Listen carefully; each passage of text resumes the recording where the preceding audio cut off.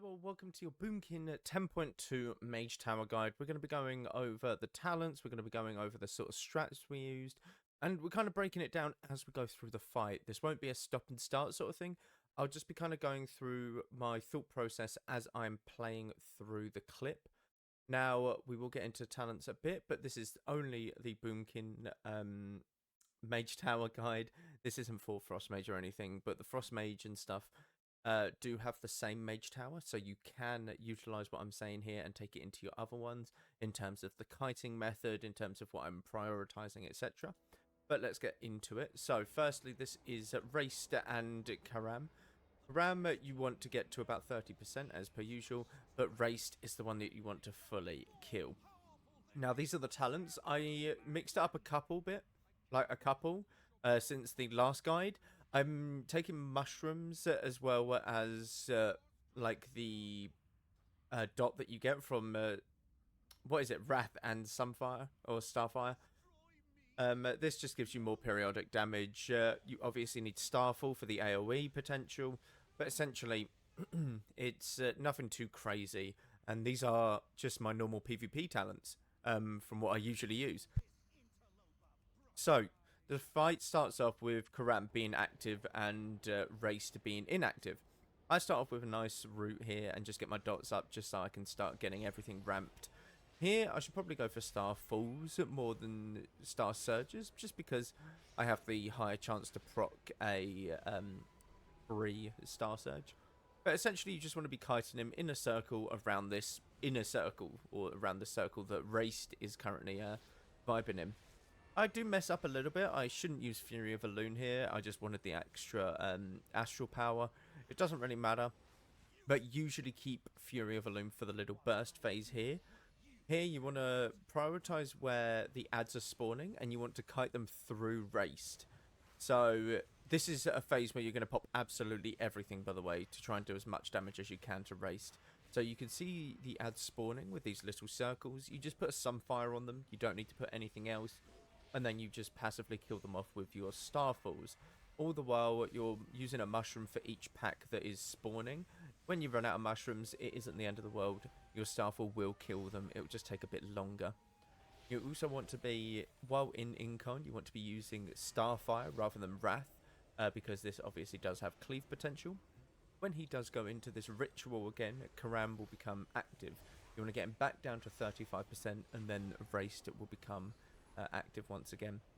The Hands from Beyond, you're wanting to switch to immediately. You want to get 3 dots up on it and burst it down. I think I'm very greedy here, and I don't I don't solar beam it. I get very greedy.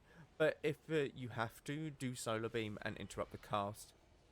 The way that you can kite Karam as well is he could be bashed, he could be typhooned, he could be rooted.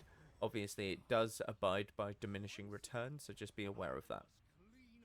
While you have a Hand from Beyond spawning, it is best to Typhoon Karam or bash him. If you have to use both, do so.